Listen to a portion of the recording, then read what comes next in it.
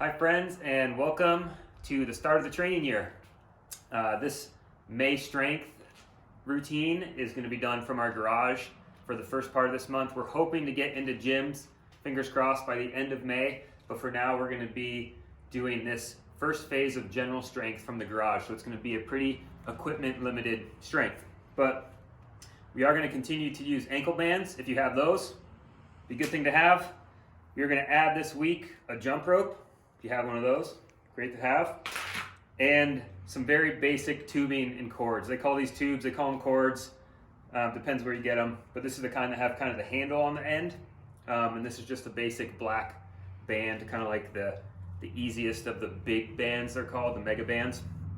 So you could have both, that's great, or you could get away with just one or the other. Weight for some of these general strength exercises, and for us today, you can use med balls, or you can use just a small duffel like this. Shout out to the Boulder Mountain Tour. And this is just filled with clothes, probably 20 pounds, 15 to 20 pounds or so. So that's a good weight. We are going to be using our pull-up bar. We mentioned our Home Depot special pull-up bar. And you can make one of those at your home or use a door jam pull-up bar, either way. All right, with the start of the training year, we're going to begin our first phase of general strength. You can see below, I'm going to map out the entire yearly periodization of our strength plan, and you'll see that we'll have two phases of general strength. For this first phase, we're really working on balancing out the body, so we want to make sure we're working on very controlled motions, always thinking about technique and not necessarily loading up a lot of weight to start. So it's very technique focused, very control focused. And we want to try to balance out the body. So if we've developed any injuries or imbalances from the race season or from going months and months without doing quality strength training, we want to make sure we address that within this first phase of general strength training.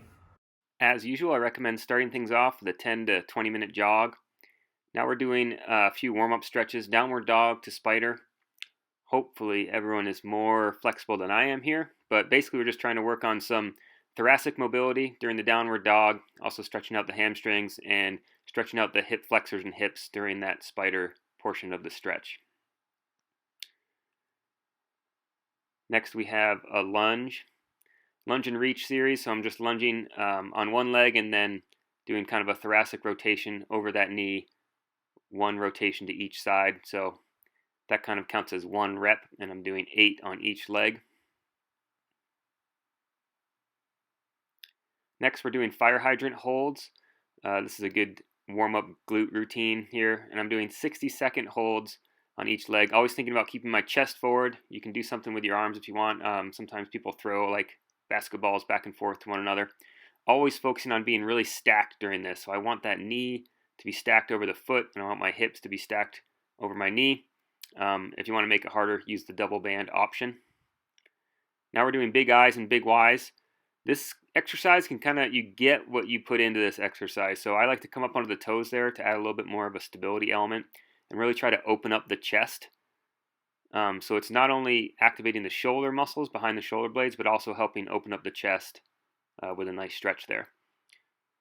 Now we have a new exercise that we developed here. This is called Palloff Press Runner. So basically I'm doing a single leg RDL here with a Palloff press band hold, coming up into a runner's hold, so good dorsiflexion, and then doing a one tap runner to try to work on a little bit of running mechanics and stability there.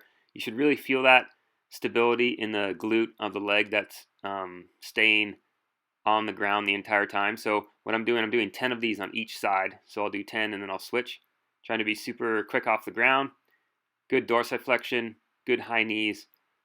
Just a really good stability exercise, and one that will help us with our running mechanics down the line. All right, for this routine, we have two slightly more dynamic exercises, one being the jump rope. It's a great early season exercise to get your legs ready for more plyometrics down the road. For this, we're doing 30 seconds on, 30 seconds off, 3 different jump rope exercises.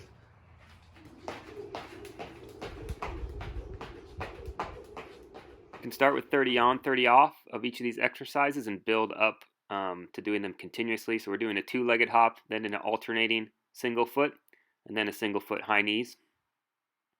All right, our next more plyo-based exercise is just going to be a simple Drop, jump, and hold. For this, I'm just dropping off this sturdy bucket here. You can do it off a chair if you wanted, or a box or something.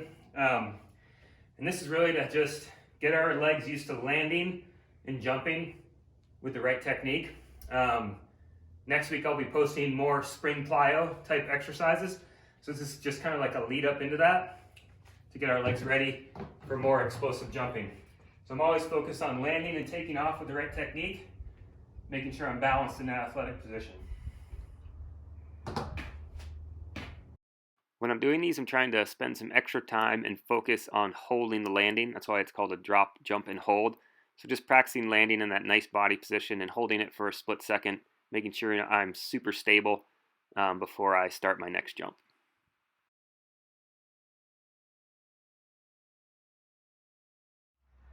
All right, now for our lower body circuit, we're gonna have 3 different leg exercises that we can weight. You can weight them with the duffel bag like I'm gonna use, or you can use a med ball if you have that, or like dumbbells. If you're lucky enough to have dumbbells at your house, all these exercises can be done with those as well. So we're focusing on controlled motions, using the right muscles, and very high reps for these kind of general strength exercises.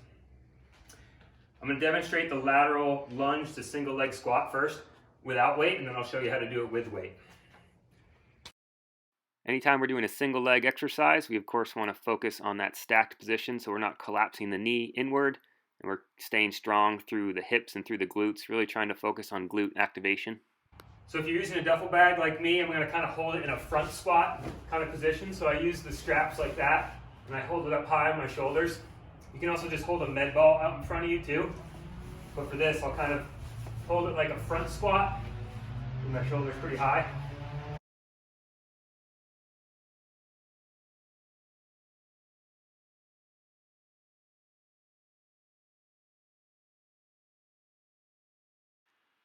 Next, we're doing a weighted walking lunge, 10 steps each side. And for these, I'm also trying to work on a little bit of running mechanics by coming into that march hold in between each lunge. It's a good way to just practice, always thinking about the right mechanics, keeping that dorsiflexion going, and trying to activate the glutes. For this exercise, the bridging leg curls, I'm just using a plastic top to that bucket to slide on a concrete floor. You could maybe use a towel if you're on a wood floor, you can use a towel to slide back and forth. Anything that's going to allow your foot to slide will work just fine.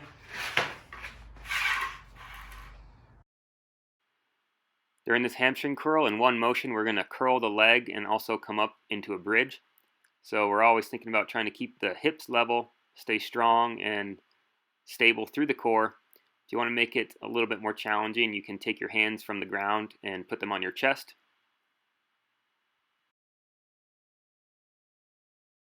All right, now for our 3 upper body exercises in our circuit. For these, you can feel free to rest about a minute or so in between if you want. Our goal here is to slowly build up throughout the month, assuming we're going to be like doing a garage strength like this throughout the entire month and we don't have much weight. That means we want to kind of increase our reps for our general strength. So we're going to be focusing on body weight exercises, push-ups, pull-ups, and some external rotation exercises. So it's really up to you to push yourself within your kind of comfort zone or actually out of your comfort zone when you're doing these.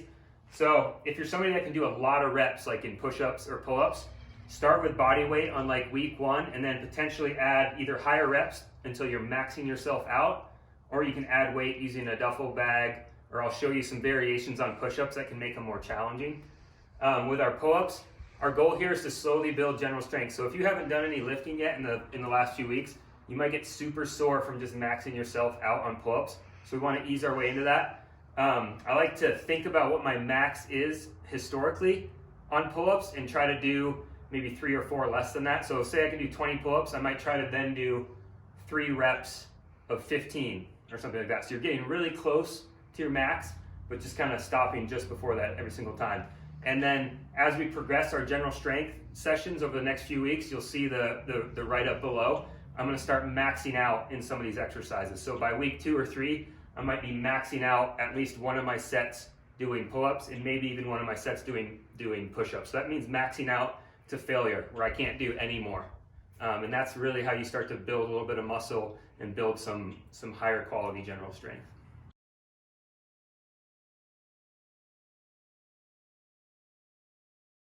Here I'm demonstrating just a regular push-up, but if that's a little bit too easy for you to do the 15 to 20 range in a push-up, you can do a single leg push-up like this. Adds a little bit more stability, and it's just a little bit of a tougher exercise. You can also do like Spider-Man push-ups where you bring the knee to your elbow. Or if that's still too easy to do reps of 15 or more, you can weight it up with a duffel bag. All right, for the pull-up recommendation, we are doing full range of motion pull-ups, so they're called ROM pull-ups. And so sometimes, you know, when people do pull-ups, especially cross-country skiers, it can be easy to really focus on the lats and just be kind of in here the whole time. When we're working on full range of motion pull-ups, we want to try to come kind of pretty close to all the way down. For that, you might want a slightly wider grip on your pull-up bar. And you want to think about good kind of thoracic mobility and trying to use some of these back and shoulder muscles and not just be so lat dominant while you're doing your pull-ups. Another thing you want to think about is not really swinging the legs or lifting the legs during a ROM pull-up. So I'm really trying to focus on my upper body strength and not like lift my legs as I do them.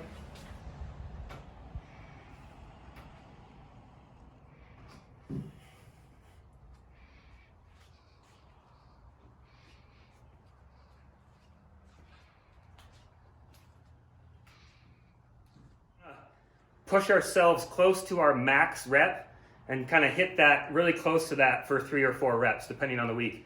Say your max pull-up number is 5 or less, then it makes sense to use a band like this, but maybe not. When working on general strength, it's great to have our reps in the 10 or more range. So if you can only do a few bodyweight pull-ups, do as many as you can, and then lock in with a band on your pull-up bar and do the rest assisted so that you're doing at least 10 reps.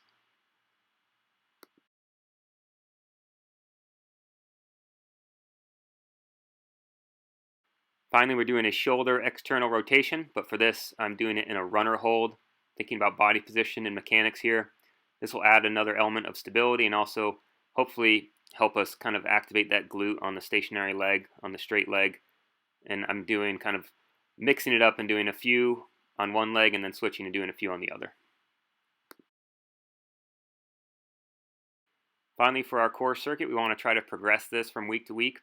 We can start with 15 side plank Jane Fondas. So this is a good kind of hip and glute exercise as well as a stabilization core exercise.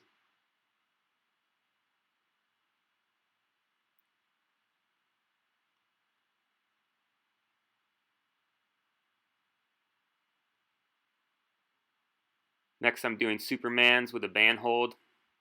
So just trying to work the back muscles a little bit more by adding some resistance.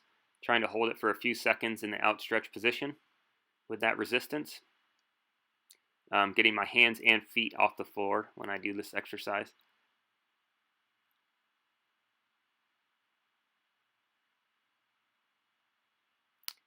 Next is a front plank with a band hold, doing 15 each arm. Trying to stay flat through the back and really not twist the hips in either direction like that. I want to try to stay flat like a board, not drop the hips. And I'm just doing 15 rows each arm. Next, a front bridge with a lateral cable pull. So a similar thing, but now we're up on a straight arm in a bridge position and using the band across our body. All right, this core exercise is kind of a fun one. It was shown to me by Mike Wolf from Mountain Project, called quadruped breakdancers. And the way you can make these more difficult is by trying to stay on your toes the entire time rather than your heels. So you're starting in a quadruped position. And when you're in a quadruped position, every time you're in this kind of position, you want to be kind of strong through the core. And from here, you're rotating out, kicking the leg behind you. To make it more challenging, you're staying on your toe the entire time. Rotating back into a quadruped. Get set on the single leg, and then put the other leg down.